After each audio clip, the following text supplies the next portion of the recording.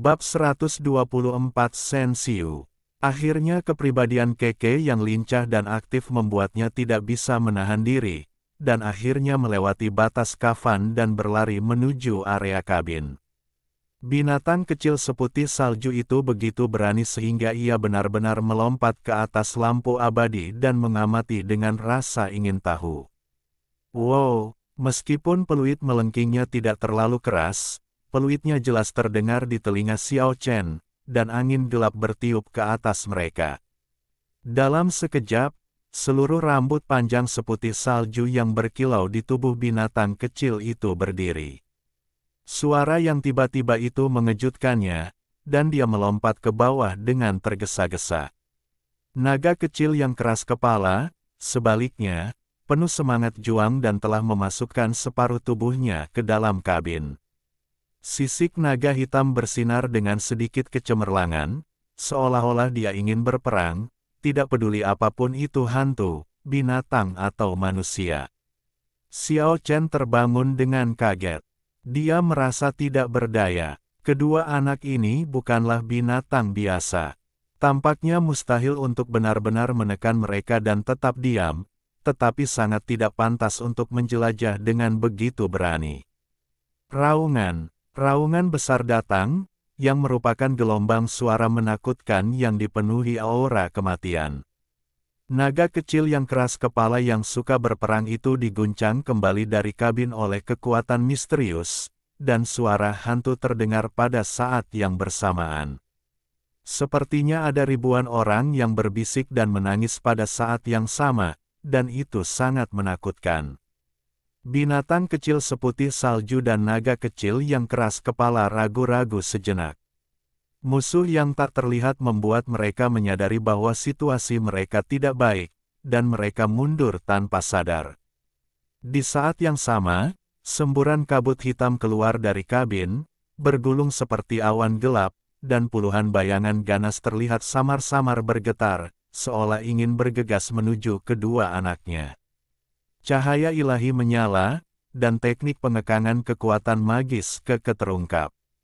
Kelompok cahaya 7 warna menyelimuti bagian depan, menutupi lebih dari selusin bayangan, dan kemudian menghantam ke dalam kabin. Seolah-olah semacam keseimbangan telah rusak, laut emas yang semula damai tiba-tiba digeram oleh angin dan dipenuhi kabut. Kapal raja berguncang dengan keras, dan lolongan mengerikan keluar dari kabin ruang terdekat. Aura yang menakutkan membuat area ini seolah-olah telah jatuh ke dunia bawah. Semua bintang di langit tertutupi. Raungannya memekakkan telinga. Itu benar-benar suara hantu. Kapal itu bergetar hebat saat bergoyang ke depan. Segera kembali. Xiao Chen sangat marah. Kedua binatang kecil itu perlahan mundur ke belakang, masih menatap ke depan dengan gugup.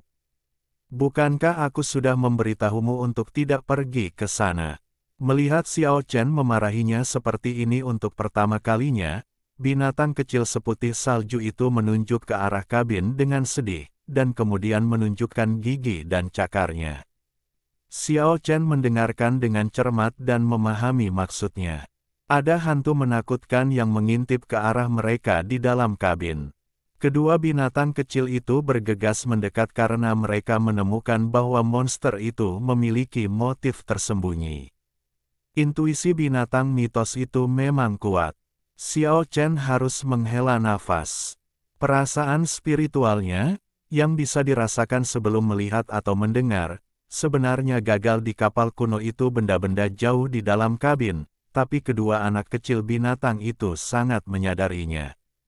Sepertinya aku salah menyalahkanmu. Sebagai hadiah untukmu, Xiao Chen mematahkan beberapa hati teratai salju dan mulai membagikannya.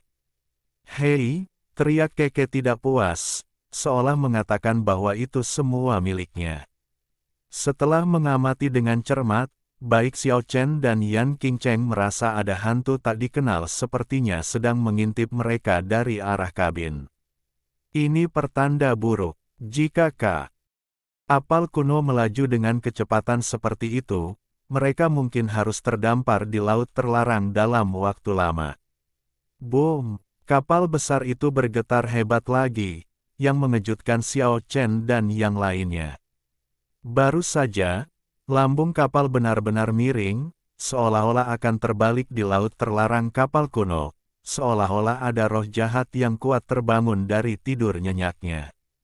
Ini adalah sejenis depresi diam-diam, yang membuat orang merasa sangat sulit bernapas, dan benar-benar ada perasaan tercekik. Suasana ini membuat Xiao Chen dan yang lainnya ketakutan. Situasinya begitu mengkhawatirkan bahkan Keke, yang tidak takut, menjadi tenang. Hanya mata naga kecil yang keras kepala yang menunjukkan cahaya yang menyala-nyala. Ia sebenarnya sangat bersemangat dan sepertinya siap untuk menyerang kapan saja, seperti keadaan pantang menyerah ketika menghadapi Raja Naga pendamping di Pulau Naga. Xiao Chen buru-buru menekannya sambil bercanda. Dalam situasi ini, tidak boleh ada kekuatan luar yang membuat marah keberadaan yang tidak diketahui tetapi sangat menakutkan di dalam kabin. Namun, setelah suasana mengerikan itu berlangsung selama 1,5 jam, perlahan menghilang, dan tidak terjadi apa-apa. Kabut hitam berangsur-angsur menyatu, dan bintang-bintang di langit terungkap kembali, seolah-olah tidak terjadi apa-apa. Kadang-kadang, ada suara hantu yang datang dari kabin, tetapi Xiao Chen dan yang lainnya lebih memilih untuk tetap dalam keadaan ini sepanjang waktu, karena hantu bersiul dan suara rendah seperti ini jauh dari sebanding dengan suasana menyedihkan sekarang. Ini suara hantu sudah dianggap sebagai musik yang lembut. Bagaimanapun, mereka benar-benar dapat merasakan bahwa hal ini tidak mengancam nyawa mereka, tetapi suasana menakutkan yang menyertai desahan tadi adalah yang paling berbahaya. Sinar matahari terbit akhirnya muncul di langit timur, lalu matahari merah muncul dari laut. Hari baru pun dimulai, dan suasana malam yang menakutkan pun hilang sama sekali. Pada siang hari, Xiao Chen sangat gembira saat mengetahui bahwa cahaya dari pohon suci kecil di bawah sisi kapal menjadi semakin intens, dan pohon berwarna-warni itu diselimuti cahaya keemasan. Menariknya kembali ke perahu, Anda dapat melihat bahwa ia telah menghasilkan daun keempat. Mungkin lebih tepat dikatakan bahwa itu adalah kuncup. Beberapa prototipe daun muda emas telah muncul. Hal ini membuat masyarakat merasakan kepuasan dan kegembiraan. Mereka benar-benar dapat melihat tumbuhnya pohon suci kecil tersebut. Ini adalah hasil panen yang terlihat. Pohon setinggi palem belum tumbuh lebih tinggi, tetapi batangnya kokoh dan kuat, seperti naga bertanduk, tampaknya memiliki lebih banyak perubahan kehidupan. Dari bawah ke atas, terdapat daun giok hitam, daun giok putih, jasper daun, dan kuncup emas.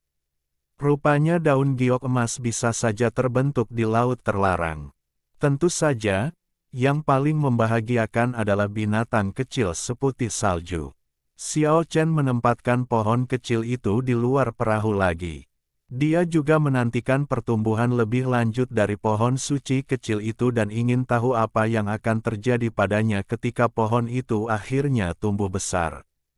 Perlahan bergerak maju di lautan tabu yang luas, meskipun hal-hal mengerikan terjadi dari waktu ke waktu di kapal kuno dalam beberapa hari berikutnya, tidak ada bahaya. Waktu berlalu sangat cepat. 10 hari telah berlalu dalam suasana yang agak berbahaya dan tegang ini. Daun giok emas dari pohon suci kecil itu hampir tumbuh. Warnanya keemasan dan jernih pada saat yang sama, seperti batu giok, dengan air mengalir di atasnya. Kekuatan ilahi yang tak ada habisnya. Pada hari kerja, daya yang diambil dari laut terlarang tidak banyak, tetapi setelah akumulasi jangka panjang, daya yang cukup telah terkumpul untuk berkembang. Setelah menempuh perjalanan sekian lama, kecepatan kapal besar itu tampak jauh lebih cepat, dan warna laut terlarang berangsur-angsur berubah, dari emas menjadi emas. Pucat, Xiao Chen tahu bahwa mereka akan mencapai pinggiran laut terlarang, dan kemungkinan besar mereka akan melarikan diri dari wilayah laut yang menakutkan ini. Yan Qingcheng terkejut dan bahagia, melihat harapan untuk keluar dari masalah sepenuhnya, tetapi dia juga tahu bahwa tidak banyak waktu tersisa untuknya, dan dia harus membuat keputusan. Kami benar-benar akan meninggalkan laut terlarang. Warna air laut berangsur-angsur berubah menjadi emas pucat, dan kecepatan kapal raja telah melampaui kecepatan lari orang biasa. Jelas sekali bahwa kekuatan suci di sekitar laut terlarang telah menurun, dan perlawanan telah sangat berkurang. Dan pada hari ke-14, peristiwa yang tidak biasa dan ajaib terjadi, dan suara panjang Sang Buddha terdengar dari jauh. Ini sungguh terlalu aneh. Ini adalah laut terlarang. Meski berada di pinggir, tetap tidak mungkin ada orang yang bisa berada di dalamnya dengan aman. Tubuh adalah pohon Bodhi, hati seperti dudukan cermin. Suara itu perlahan-lahan menjadi lebih jelas, merdu dan manis. Itu adalah suara seorang pemuda, seolah penuh dengan kekuatan Buddha yang tak ada habisnya dan lagi, terdengar seperti Huang Zong Dalu biasanya terdengar di telinga Xiao Chen dan yang lainnya. Seperti pencerahan, membuat orang merasa seolah-olah pikiran mereka tercerahkan dan mereka sepertinya memiliki semacam pemahaman. Saya melihat sosok dunia lain, berpakaian putih seperti salju, menginjak lautan emas tabu, keluar dari dunia dengan keanggunan yang tak terlukiskan, seperti makhluk abadi yang terbuang datang ke dunia. Saat dia semakin dekat, dia perlahan-lahan dapat melihat dengan jelas bahwa apa yang dia kenakan adalah jubah biksu. Seluruh dirinya sangat halus dan tidak terkontaminasi oleh atmosfer bumi manapun melihat penampilan aslinya. Tubuhku adalah pohon Bodhi, dan hatiku seperti cermin. Selalu menyikatnya dengan rajin untuk mencegah debu. Xiao Chen dan Yan Qingcheng sangat terkejut. Tak terbayangkan bahwa seseorang bisa berjalan di atas ombak di lautan tabu. Orang ini tidak memiliki jejaknya.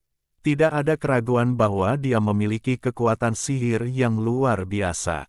Segera setelah itu, mereka semua menghirup udara dingin pada saat yang bersamaan. Angin sepoi-sepoi bertiup lembut, meniup kabut di tubuh bagian atas biksu dewa berpakaian putih, memperlihatkan seluruh tubuhnya mayat orang dari dunia lain.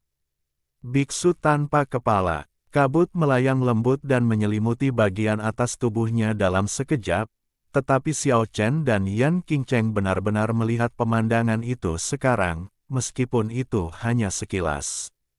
Sangat halus dan sakral, ini adalah mayat tanpa kepala. Meski penuh aura abadi dan Buddha, namun membuat orang merasa sedikit takut. Biksu tanpa kepala dengan pakaian putih itu seringan dan lincah seperti makhluk abadi yang terbuang. Dia melewati Xiao Chen dan yang lainnya dan berjalan menjauh di atas ombak. Namun, hanya dalam setengah jam, dia berbalik dan menyusul kapal kuno itu lagi. Kemudian ia bolak-balik, selalu melayang di sekitar kapal kuno itu. Saat ini, meskipun temperamennya seperti dunia lain, ia terasa seperti hantu, dan sulit bagi orang untuk memiliki pergaulan yang positif. Mungkinkah, jenius legendaris dalam Buddhisme Zen? Wajah Yan Qingcheng tidak terlihat terlalu bagus. Xiao Chen telah menyadari bahwa biksu tanpa kepala ini mungkin adalah biksu legendaris yang secantik batu giok dan sangat berbakat.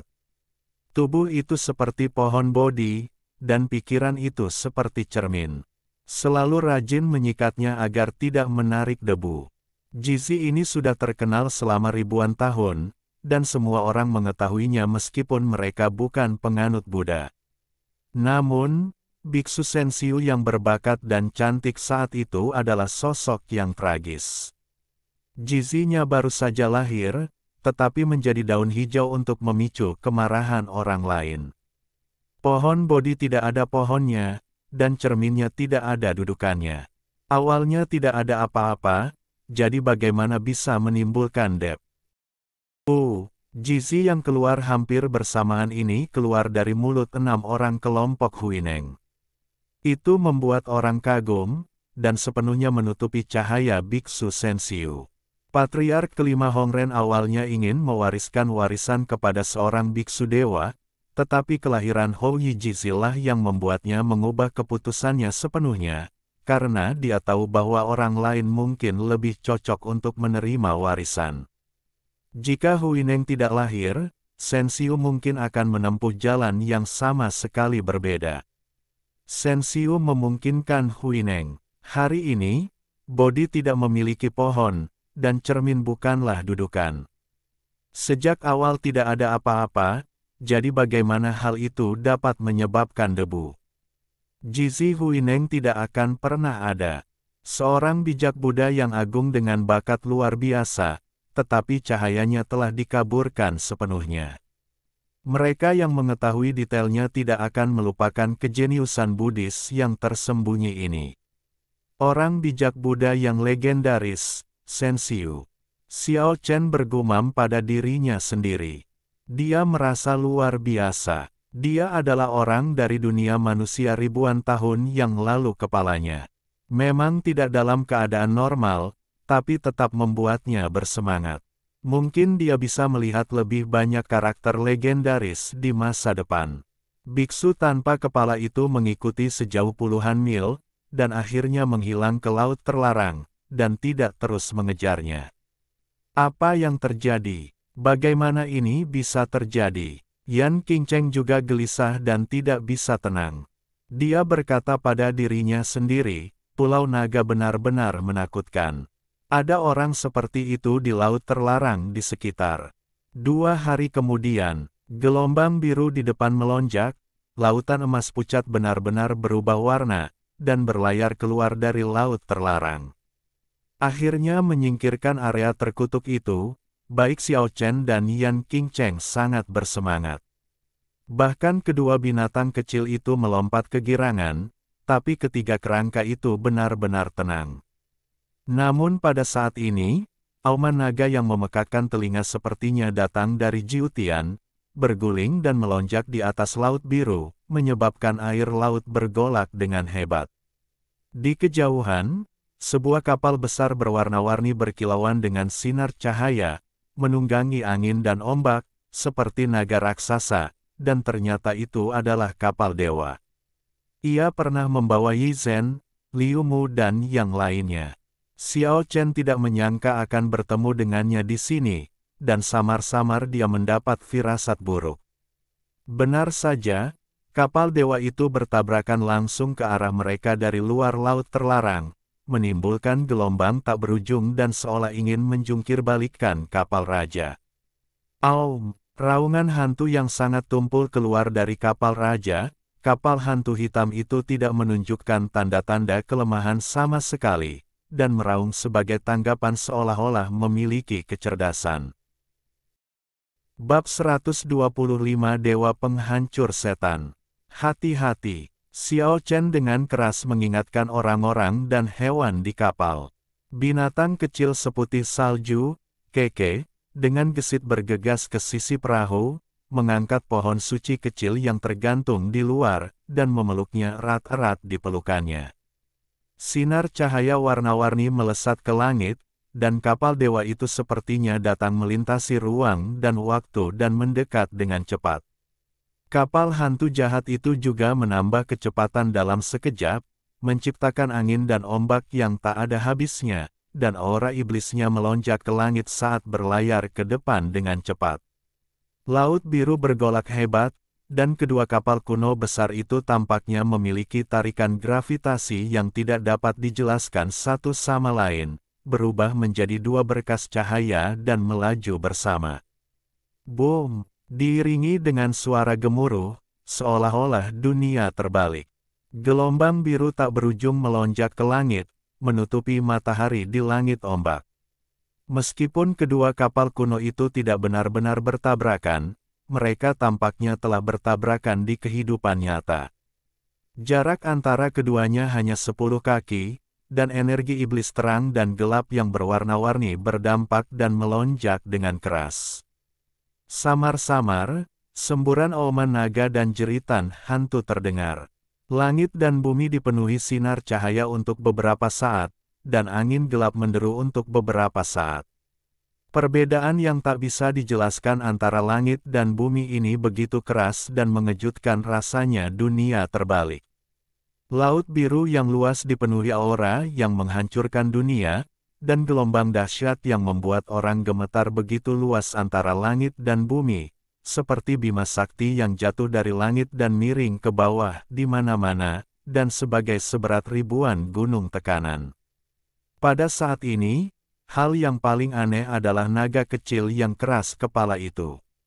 Sementara Xiao Chen dan yang lainnya mencoba menstabilkan tubuh mereka dan berbaring di atas perahu, ia berdiri tegak dan meraung ke arah kapal dewa di depannya itu, benar-benar mengeluarkan gelombang suara yang sangat besar dan memekakkan telinga, dan mata pendeta itu bahkan lebih cerah. Ada kekuatan penghancur di depan, dan seluruh air laut hampir mendidih. Itu sepenuhnya karena kekuatan tersebut, dan gelombang putihnya sangat besar, seolah-olah akhir dunia akan datang. Naga kecil yang keras kepala itu tidak takut dan menghadapi semua ini dengan tegas. Tepat ketika Xiao Chen dan yang lainnya mengira dampak yang lebih mengerikan akan datang, kedua kapal kuno itu tiba-tiba terhuyung lagi. Cahaya ilahi menyala, energi iblis melonjak, dan kedua kapal kuno itu saling berpapasan. Namun dalam sekejap, cahaya 7 warna menyambar dari kapal ilahi, melepaskan diri dari cahaya hitam yang menyelimuti kapal raja, dan menyapu langsung menuju ke arah kapal dewa. Naga kecil yang keras kepala itu pergi. "Turun!" teriak Xiao Chen, karena dia merasakan bahaya cahaya ilahi itu. Tapi naga kecil yang keras kepala itu menutup telinga dan berdiri di sana seperti patung batu. Sinar cahayanya yang cemerlang tidak membunuhnya, tapi menyelimutinya seperti gelombang air. Kemudian semburan cahaya ilahi lainnya melanda, kali ini tidak ditujukan pada naga kecil yang keras kepala itu, tetapi menyapu ke arah pohon suci kecil yang dipegang erat oleh binatang seputih salju itu di pelukannya, dan bahkan Keke pun terbungkus di dalamnya. Kapal naga melaju menuju laut terlarang, dan kapal raja menuju ke laut biru di seberangnya. Tabrakan dahsyat yang diperkirakan akan terjadi sebenarnya dapat dihindari dengan cara ini. Namun kedua binatang kecil itu berada dalam keadaan bingung saat ini, seolah-olah mereka tidak dapat bergerak oleh dua cahaya ilahi. Meskipun mereka telah meninggalkan area itu jauh, cahayanya belum menghilang. Baru beberapa saat kemudian mereka mulai bergerak dengan keras, memeriksa status mereka sendiri secara spiritual, seperti manusia yang waspada. Namun, tidak ada yang abnormal pada kedua binatang kecil itu, dan cahaya warna-warni sepertinya tidak menimbulkan konsekuensi buruk. Gelombang biru melonjak, dan kapal raja menjadi semakin cepat. Setelah meninggalkan laut terlarang, kecepatannya terus meningkat, dan akhirnya berubah menjadi cahaya hitam dan bergegas menuju benua kehidupan abadi. Dari waktu ke waktu, pulau-pulau terlempar ke belakang di lautan luas. Kapal raja tertiup angin dan ombak, seolah terbang, tanpa halangan apapun, mengeluarkan gelombang suara rengekan pelan mil. Harus dikatakan bahwa ruang ini sangat luas dan tidak terbatas, jauh lebih luas dari dunia manusia. Setelah beberapa hari berlalu seperti ini, dengan puluhan ribu mil laut di belakang mereka, kapal raja mulai melambat perlahan, seolah nafas yang luas dan kuno mengalir di depannya. Xiao Chen tahu bahwa itu mungkin tidak terlalu jauh dari benua kehidupan abadi. Aura yang samar dan luas ini seharusnya milik benua kehidupan abadi. Diam-diam dia terkejut di dalam hatinya.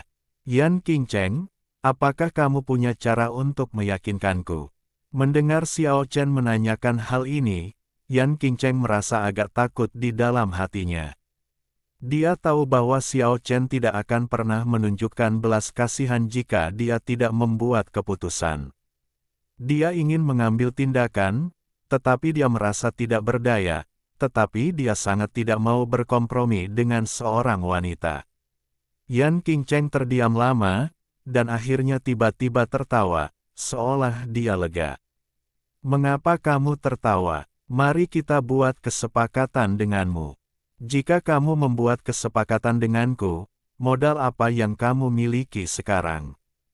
Yan Qingcheng ragu-ragu untuk waktu yang lama, seolah-olah dia sudah benar-benar mengambil keputusan, dan berkata, "Apakah kamu pernah mendengar tentang Dewa Penghancur Iblis?"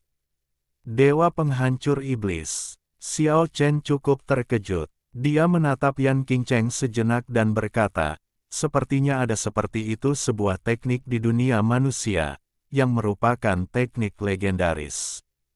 Keterampilan surgawi pertama. Keterampilan di dunia manusia itu adalah sejenis iblis. Yang beredar di dunia abadi adalah sejenis dewa. Keduanya bukanlah sejenis dewa, sama. Keterampilan magis menghancurkan iblis dapat dianggap sebagai semacam keterampilan sihir bahkan di dunia abadi.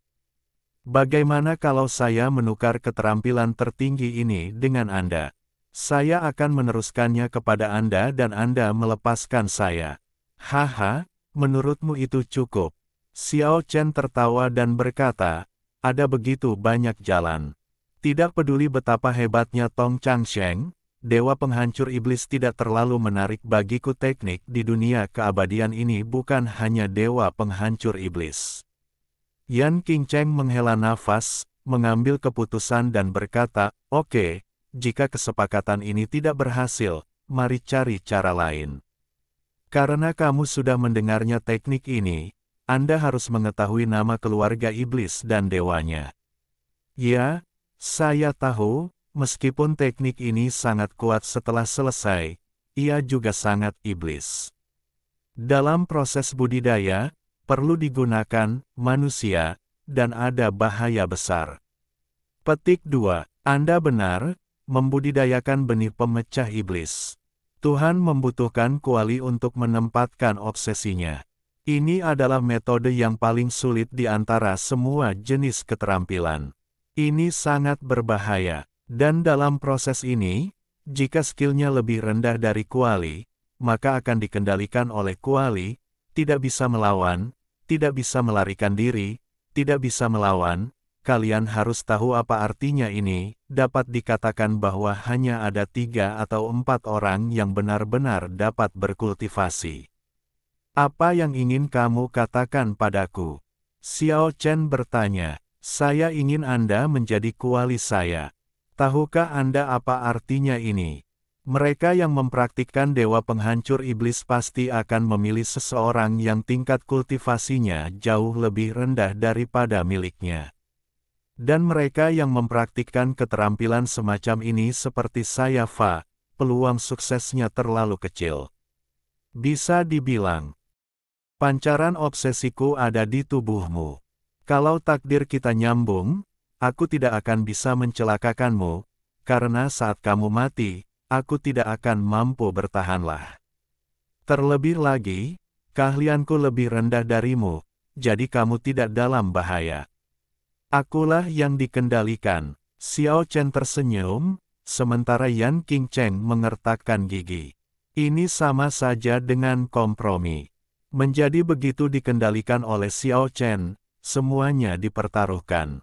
"Xiao Chen, kamu harus percaya bahwa aku tidak akan menyakitimu setelah memasuki benua kehidupan abadi. Namun, aku punya syarat. Setelah aku mengirimkan sinar obsesi ke tubuhmu, kamu tidak bisa berurusan denganku. Kami menang, aku tidak akan melakukannya dalam waktu 3 tahun. Sampai jumpa." Xiao Chen tersenyum dan menggelengkan kepalanya dan berkata, "Bagaimana ini mungkin?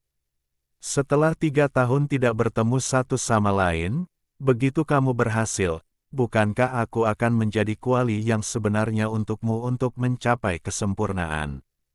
Anda telah menjadi tawanan Anda tanpa alasan. Selama berabad-abad, hanya 3 atau 2 orang yang benar-benar menguasai teknik ini. Anda melebih-lebihkan saya dan terlalu tidak yakin pada diri sendiri. Apakah menurut Anda kemajuan kultivasi Anda akan terganggu? Haruskah aku menyusul? Nah, jika kamu tidak yakin, kamu dapat membatalkan perjanjian 3 tahun itu. Yan Qingcheng memandang Xiao Chen dengan provokatif, dengan godaan yang unik. Sejauh yang saya tahu, begitu Dewa Penghancur Iblis mulai berkultivasi, dibutuhkan setidaknya 1 tahun untuk membentuk sebab dan akibat yang terkendali. Xiao Chen jelas tergerak koneksi, selama Yan Qingcheng tanpa hasil, jika dia mati, Yan Qingcheng akan mati, tetapi jika Yan Qingcheng meninggal, dia tidak akan terpengaruh sama sekali. Tentu saja, premisnya adalah bahwa Yan Qingcheng tidak dapat melampauinya dan tidak dapat menguasai keterampilan yang hanya dikuasai sedikit orang selama ribuan tahun ini. Jika Yan Qingcheng dikendalikan oleh Yan Qingcheng dengan segala kelebihannya, Xiao Chen merasa bahwa dia bisa lupakan saja dan mati. Ya, itu akan memakan waktu 1 tahun, tapi sekarang obsesi telah memasuki tubuhmu. Apalagi yang harus kamu takuti? Jika kamu membuat kesalahan sekecil apapun, aku akan dirugikan. Yan Qingcheng mempertaruhkan nasibnya sendiri ingin mencobanya, dan saya ingin melatih keterampilan ini untuk berkompromi dalam situasi yang tidak berdaya. Mungkin dia dikendalikan oleh Xiao Chen dalam prosesnya, tetapi begitu dia berhasil berkultivasi, hubungan mereka akan terbalik sepenuhnya. Oke, kalau begitu, aku tidak punya apa-apa untuk dikatakan. Tapi aku punya beberapa keraguan. Sepertinya tidak semua orang bisa mendapatkan keterampilan ini. Petik 2. Memang benar tidak semua orang bisa mendapatkannya. Kecuali beberapa leluhur dalam garis keturunan abadi, tidak ada orang lain yang tahu tentang metode pengembangan keterampilan luar biasa ini. Alasan mengapa saya mendapatkannya adalah karena nasib aneh lainnya. Yan Qingcheng tidak mengatakannya, dan Xiao Chen tidak bertanya. Ada beberapa masalah berikutnya. Xiao Chen memecahkan segel Yan Qingcheng dan memulihkan keterampilannya. Dengan tingkat kultivasinya saat ini, dia tidak perlu khawatir Yan Qingcheng akan melawan dan melarikan diri. Setelah pengalaman yang hampir ajaib, dalam semburan cahaya dan berbagai ilusi dewa dan iblis, cahaya spiritual melesat dari mata Yan Qingcheng ke tubuh Xiao Chen, dan dalam sekejap ada hubungan tertentu di antara mereka. Pada saat yang sama, sebuah benua luas di depan muncul di mata mereka, dan nafas perubahan serta sejarah panjang mengalir ke arah mereka. Bab 126 Pertemuan. Saya menderita flu yang parah, jadi saya katakan sebelumnya bahwa tidak akan ada pembaruan hari ini, tetapi saya bersikeras untuk menulis 1 bab dan mengunggahnya. Kapal raja melambat dengan cepat. Tampaknya memiliki kecerdasan yang nyata. Setelah mendekati benua kehidupan abadi, cahaya hitam keluar dan bergegas ke pantai. Seperti jembatan ajaib, Xiao Chen dan yang lainnya terlempar tak terkendali meluncur di sepanjang jembatan ajaib. Ketika mereka benar-benar berdiri di tepi pantai dan merasakan nafas bumi, Xiao Chen dan Yan Qingcheng merasa seperti berada di dunia yang terpisah. Mereka akhirnya tiba dengan selamat di benua panjang umur. Wow, suara pelan dan samar datang dari kapal raja, meletus dengan cahaya magis, dan kemudian bergoyang menjadi gelombang biru tak berujung, menghilang tanpa menoleh ke belakang, dan laut terbagi menjadi jalur air putih. Mengikuti instruksi Xiao Chen, ketiga kerangka itu mengenakan kulit iblis, lalu mengenakan pakaian kulit binatang, dan mereka berjalan menuju benua bersama.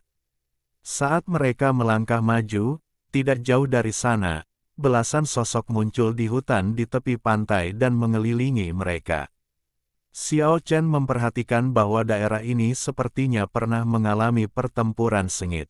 Terdapat retakan besar di sepanjang pantai yang retak akibat gempa, dan terdapat noda darah di banyak tempat.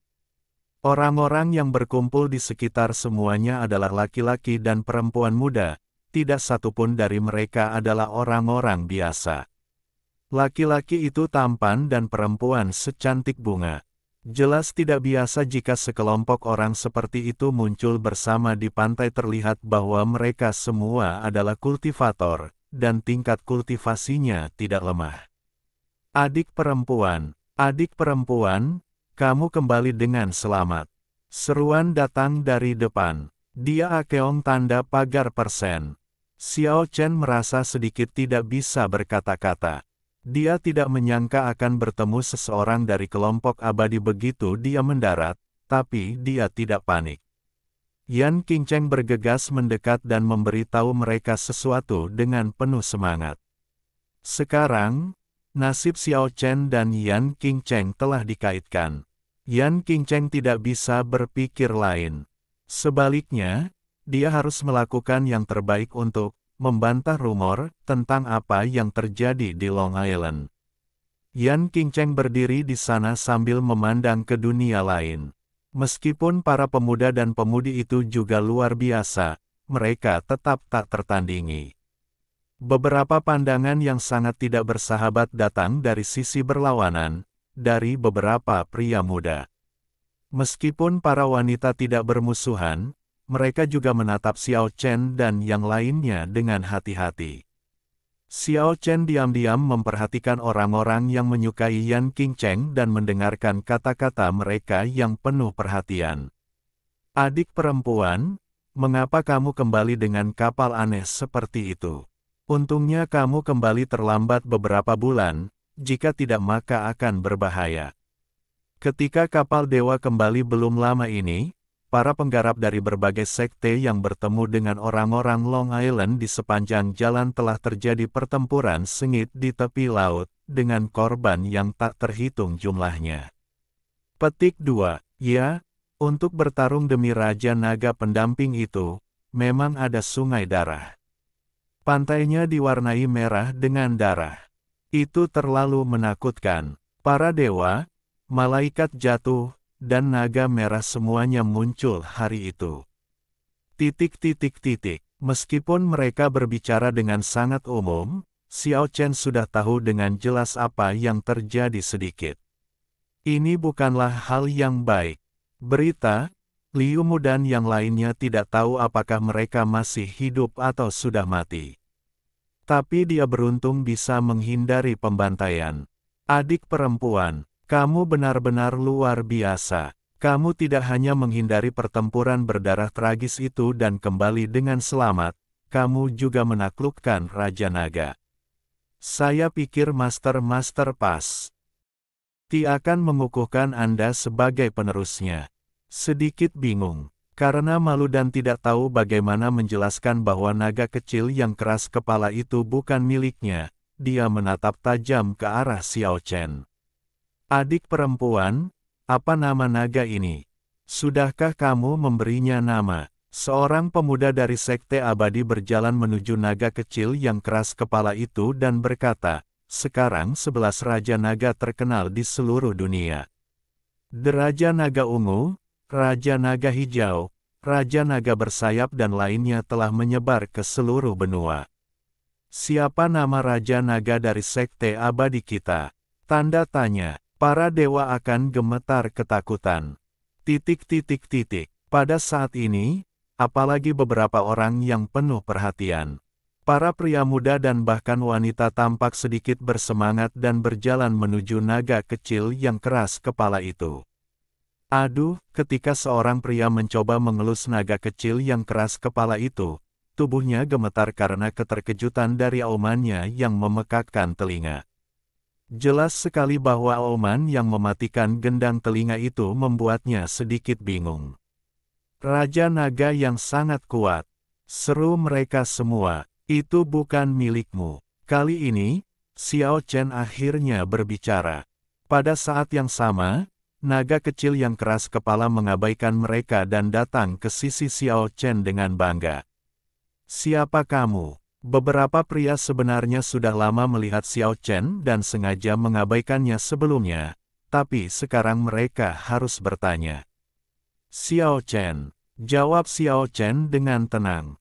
Kamu berasal dari sekte mana? Petik 2. Adik perempuan, bukankah kamu membawa kembali Raja Naga ini? Yan Qingcheng tampak malu dan marah ketika menghadapi Xiao Chen. Dia mendengus dingin dan menjawab, orang dari sekte abadi.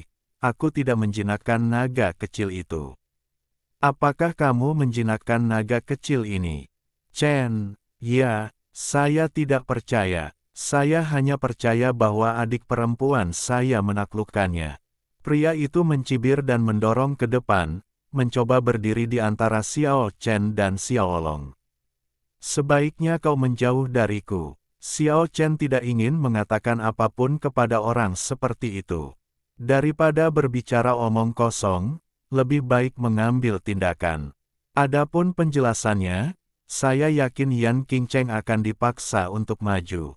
Kamu kasar sekali, bagaimana jika aku tidak menjauh darimu? Ini jelas-jelas provokasi dan mencari masalah. Kalau begitu izinkan aku memintamu untuk mandi. Xiao Chen tidak banyak bicara, dan secepat kilat, dia meraih kerah pria itu, menjabat tangannya dan melemparkannya ke laut. Plop, deburan ombak, dan lelaki itu terjatuh ke air laut. Orang-orang di sebelahnya dengan cepat bergerak dan mengepung Xiao Chen. Apa yang ingin kamu lakukan? Xiao Chen tidak panik. Meskipun beberapa orang memiliki kultivasi yang baik, hanya 3 atau 2 dari mereka yang menguasai transformasi fana tingkat kedua, dan yang lainnya bahkan belum memasuki alam fana. Adik perempuan, siapa dia? Orang-orang ini mengepung Xiao Chen dan juga waspada terhadap 3 lelaki tua kurus dengan mata cekung tidak jauh dari situ yang semuanya sama. Adik junior, apakah mereka merampok Raja Naga yang kamu taklukkan? Ini adalah kata-kata yang memilukan. Mereka tidak jauh dari sini dengan gerbang abadi, dan ingin merampok naga kecil yang keras kepala itu. Pada saat ini, binatang kecil seputih salju keke menatap orang-orang ini dengan mata besar, dan dengan cepat menarik perhatian mereka. Ini anak anjing, kan? Kelihatannya lucu sekali. Itu hewan peliharaan kecil yang ditemukan adik perempuanku di Pulau Naga. Seharusnya itu seekor singa kecil. Sungguh bersemangat, dengan kesal, seolah berkata, pergilah ke neraka. Pergilah ke neraka, pergilah ke neraka. Cakar binatang kecil itu diayunkan begitu saja, dan dalam sekejap, cahaya ilahi 7 warna menyelimuti semua orang yang menunjuknya, melemparkannya, mereka semua ke udara. Di laut, suara plop terus-menerus dibisikkan. Beberapa wanita yang tidak terlibat dalam kejadian tersebut membuka mulut karena terkejut. Mereka yang jatuh ke laut segera bergegas. Jika mereka benar-benar marah, mereka akan bergegas lagi. Oke, berhentilah membuat masalah. Naga kecil itu dijinakkan oleh Xiao Chen dan tidak ada hubungannya dengan kita. Yan Qingcheng akhirnya berbicara. Adik perempuan, seorang pria berteriak karena malu dan malu. Jelas sekali dia ingin memanfaatkan fakta bahwa gerbang tuannya tidak jauh dari sini dan mengambil Xiaolong dengan paksa masih bisa mengirim seseorang untuk mengirim pesan mengundang master.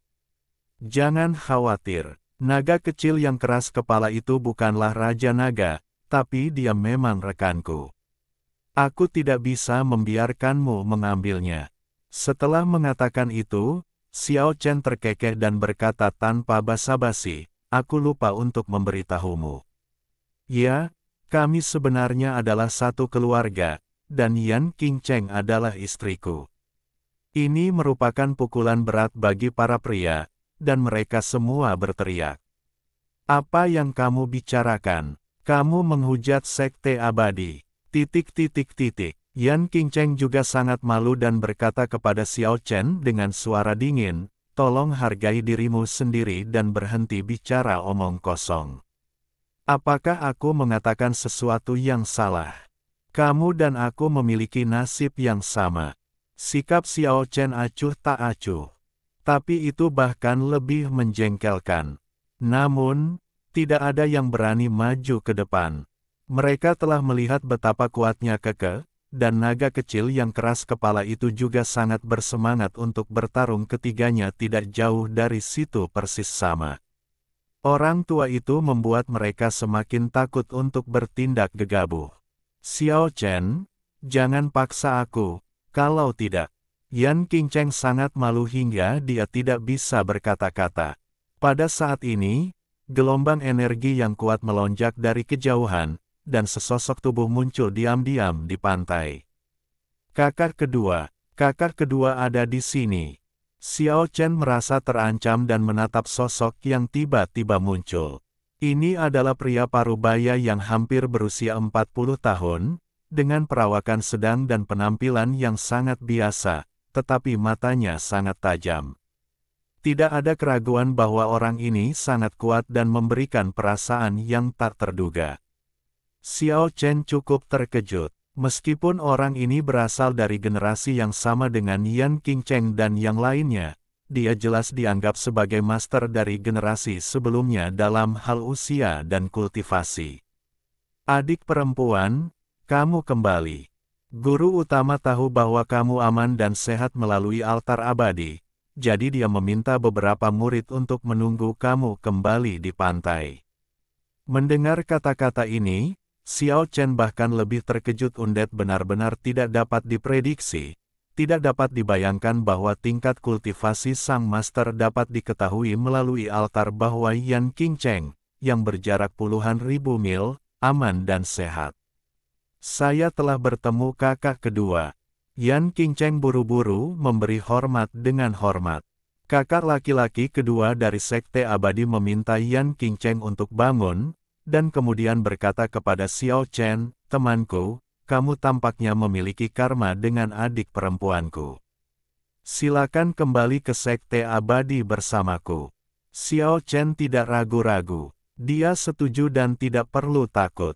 Kalau begitu ayo cepat pergi. Kakak kedua dari Sekte Abadi memperhatikan naga kecil yang keras kepala itu dan berkata kepada semua orang, ini bukan tempat yang damai.